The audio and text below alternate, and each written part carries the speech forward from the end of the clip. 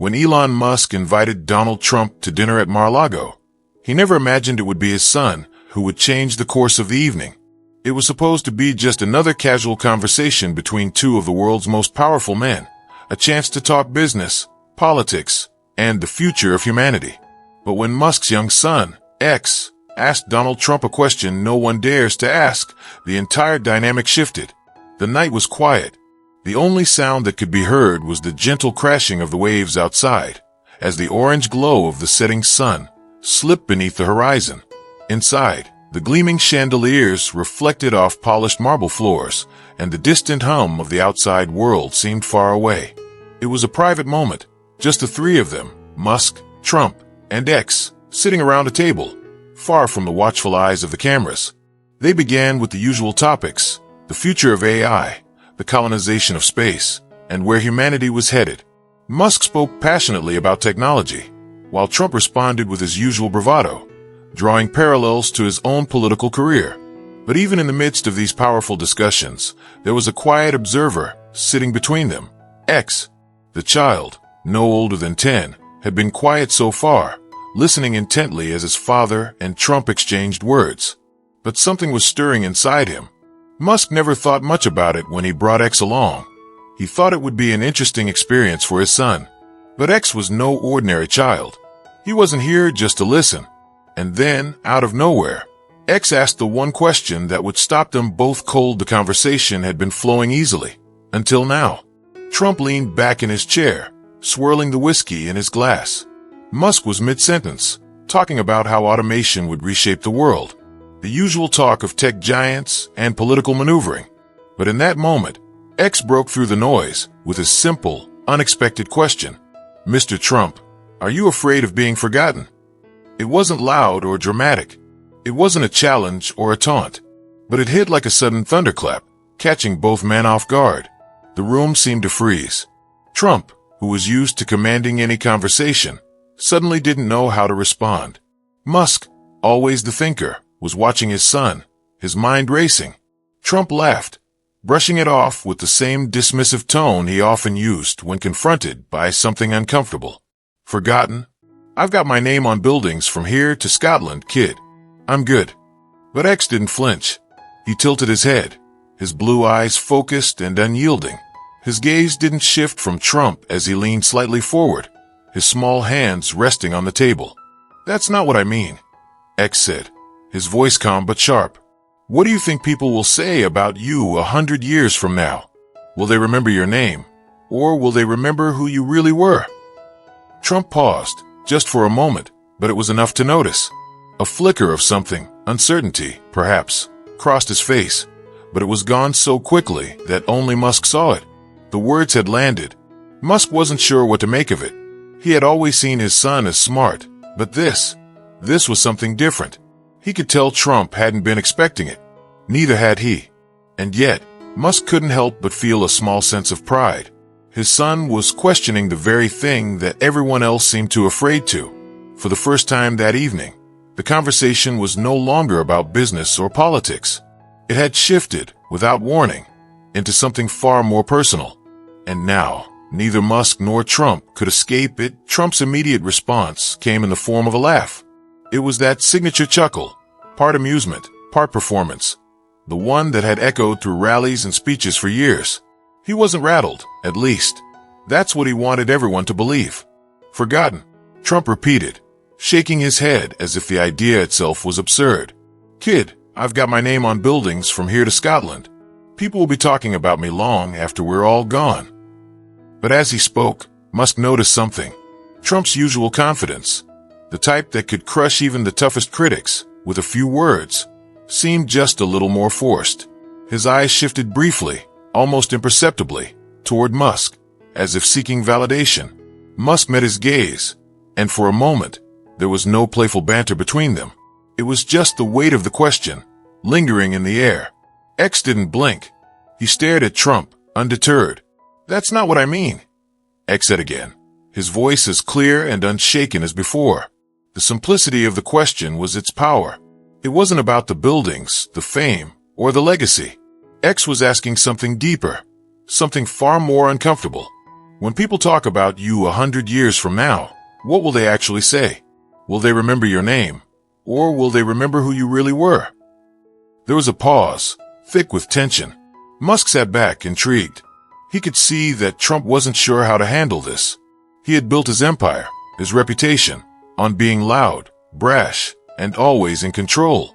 But this question, this one cut deeper than anything he'd ever been asked before. Trump's usual quick retort didn't come. He was silent for a beat, his eyes narrowing, thinking. The words had hit him, and for the first time that night, Trump wasn't sure what to say next. Musk watched him closely. His son, sitting across from him, hadn't blinked either. There was no hesitation in the boy's gaze, no hint of uncertainty. X had asked his question, and now the room waited for Trump to respond. Trump's laugh had faded into silence, and the weight of X's question still hung in the air. The room was no longer filled with casual chatter about politics or the future. It was quieter now, much quieter, as if the entire conversation had taken a sharp turn, one neither Musk nor Trump had expected. Trump shifted in his chair, setting down his glass. His expression was a mix of amusement and something else, something Musk couldn't quite place. Maybe it was frustration, or maybe confusion. "Look, kid," Trump said, his tone a little more serious now. "I've done more than most people could ever dream of. You don't build towers all over the world without making a mark. You don't become president without leaving your name in history. People will remember me for that. They'll talk about me long after I'm gone." Musk watched closely, sensing that Trump was trying to convince himself more than anyone else. He knew Trump's usual charm. He could make the world bend to his will with a single sentence. But this wasn't the same. There was something about X's simple question that had rattled him. Trump didn't have his usual deflection ready. His words weren't as sharp as they usually were. X leaned forward slightly, still staring at Trump with an unwavering focus. His next question was almost effortless, as if he had already anticipated Trump's answer and wasn't satisfied with it. "But how you made people feel, that's what really lasts, right?" X said, his voice soft but insistent. "You can't just be remembered for the buildings, for your name on a plaque.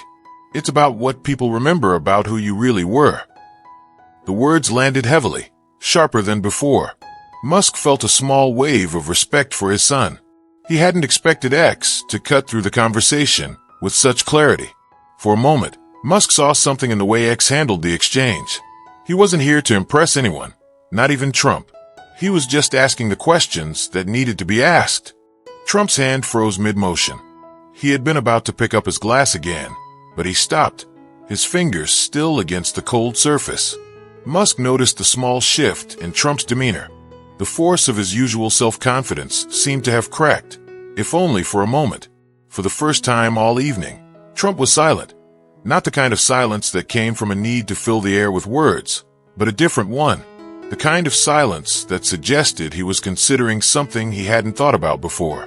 Something that made him rethink his usual answers. Musk didn't interrupt. He just observed quietly. This wasn't just a conversation about politics anymore. It was something more personal, something deeper. And Musk had never seen Trump respond like this. The silence stretched longer than either Musk or Trump was comfortable with. Trump's usual deflecting smile had disappeared, replaced by a rare moment of genuine thought. His eyes, usually so quick to fill with confidence, now seemed distant, almost lost in the weight of X's question. Trump exhaled deeply, breaking the tension with a slow, measured voice. He looked at X with a new expression, one that wasn't entirely defensive or performative. There was something softer in it, something Musk hadn't seen from Trump in years. "Look, kid," Trump started, his voice a little quieter now. "I've done a lot. A lot of people remember me for the big things, the towers, the casinos, the presidency. I built things that will stand long after I'm gone." He paused, then glanced around the room as if searching for the right words. The conversation had shifted entirely, and even Trump could feel it. This wasn't about winning the argument anymore. This was about something far more uncomfortable. "But maybe," Trump trailed off. His fingers tapped gently on the table as he searched for the right way to continue. Musk raised an eyebrow, leaning in slightly. This wasn't the usual bombastic Trump he knew. Maybe it's not just about being remembered for the buildings. Trump continued, his gaze drifting toward the window. I've built a lot of things, but he stopped himself, shaking his head as if considering how to put it all together. It wasn't exactly a confession, but it was close. Trump, the man who had always defined himself by his success and power, was now acknowledging that perhaps there was something deeper to legacy than just the tangible. That maybe it wasn't all about the structures he'd built or the name he'd carved in gold. There was something more, something that went beyond the surface. Musk watched him closely. He had never expected to hear these words from Trump, not in this way. But before he could process the shift, X asked the next question, cutting through the moment with quiet precision. If it's not about the buildings, then what is it about? What would you want people to remember you for?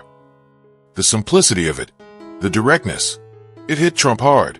The kind of question that made you think not about your achievements, but about what they meant in the end. Trump leaned back in his chair, his hands resting on the table. He wasn't laughing anymore. He wasn't trying to steer the conversation in a different direction. For a brief moment, he was just a man, not the former president, not the businessman, but someone grappling with the very thing X had put into words. The idea that legacy wasn't just about success. It was about impact. And for the first time, Trump seemed to be questioning his own. Musk could see it now, the brief flicker of vulnerability in Trump's eyes. It wasn't something he would usually show, but in this moment, the walls had come down just a little. This wasn't just another conversation. This was the start of something deeper. The room had grown quieter than ever before. Musk could sense it too. The shift wasn't just in the conversation, but in the air itself. Something had changed, and neither he nor Trump could deny it. The layers of bravado, the political masks, and the business strategies they had each worn so long were beginning to peel away. In their place, something more honest was emerging, something raw. X wasn't done yet, though. He wasn't here to bask in the sudden vulnerability he had uncovered in Trump. No, he had more to ask. And this next question, this one, would really make them think. X looked at his father first, his eyes never wavering from Musk's gaze. Musk could feel his son's intelligence, his quiet certainty. The boy wasn't intimidated by the giants sitting across from him. Musk had taught him how to think, but X was already thinking for himself. Musk leaned back in his chair slightly, his attention on his son, but he didn't say anything. He knew this was coming. X turned back to Trump, his voice calm, yet cutting through the quiet like a knife. You said people will remember you for the things you built. But what if none of that matters? What if, after all the deals, after all the towers and headlines, what if it's not enough? Trump looked at X, momentarily speechless. It wasn't a question anyone had dared ask him. The question that everyone who ever knew him, or thought they did, had avoided. The idea that none of it mattered, not the wealth, not the fame, not the name on a building.